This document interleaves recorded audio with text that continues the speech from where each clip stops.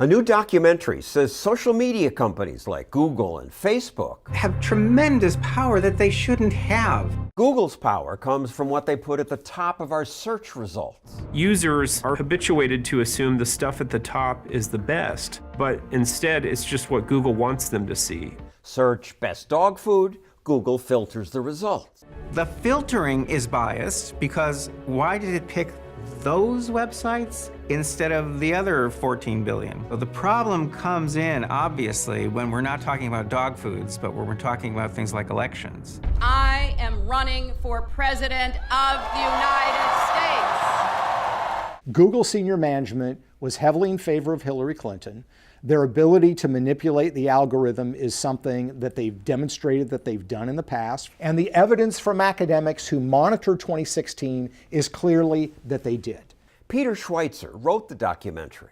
He says Google wants to steer America left. They view their purpose as a company is to change the values of the United States. Some researchers claim to find evidence that positive stories about Hillary Clinton ranked higher in Google search. But that doesn't prove that Google manipulated that. It might have happened because the media leaned left, and Google search algorithms rely in part on popularity of websites. Algorithms that all social media companies notice what we like and give us more of that. They reinforce what we already think. It's called confirmation bias. We pay attention to and actually believe things if they support what we already believe. So if you see a fake news story that says Hillary Clinton is the devil, but you love Hillary Clinton, you're not going to buy it. You're going to say that's ridiculous. On the other hand, if you happen to think Hillary Clinton is the devil, you're going to go, yes, I knew that. Our opinions confirmed by unbiased algorithms. But they're not using unbiased algorithms to do things like search for unacceptable content on Twitter and on YouTube and on Facebook. Those aren't unbiased at all. They're built specifically to filter out whatever's bad. There is certain content that clearly we do not allow, right? Hate speech, terrorist content,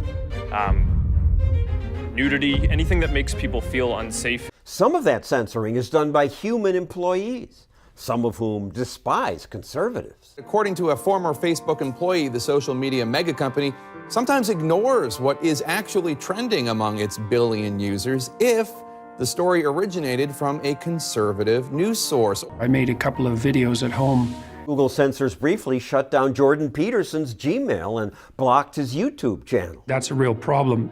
You come to rely on these things, and when the plug is pulled suddenly, then that puts a big hole in your life. Psychologist Robert Epstein says he was censored after the Washington Post reported that he was researching whether Google could tilt an election.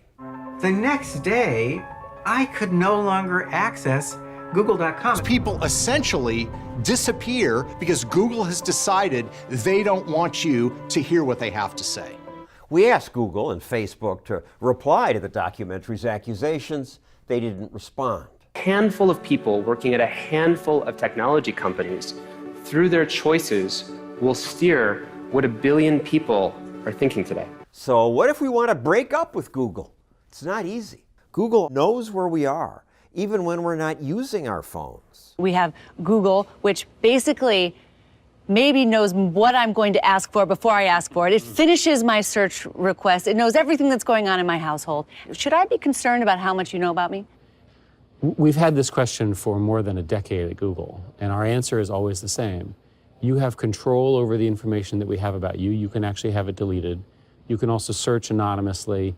You get to choose not to give us this information. But it turns out you really can't. And even when they tell you that they're not collecting information on you, they actually are. Even if you say that you don't want to be tracked, they continue to track you anyway. So what can we do about it? Schweitzer ends his documentary with this thought. If the companies won't change, delete your accounts, okay? But I don't want to delete my accounts. And you can't without cutting yourself off from much of the best of the world.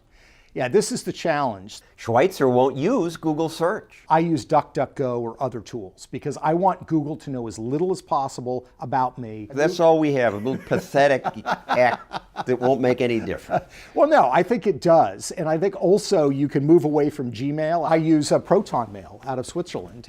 And if people make clear to Google that they don't like their manipulation, they don't like their invasion of privacy, they will be forced to make changes. That's part of the reason that we love and support the market the way we do.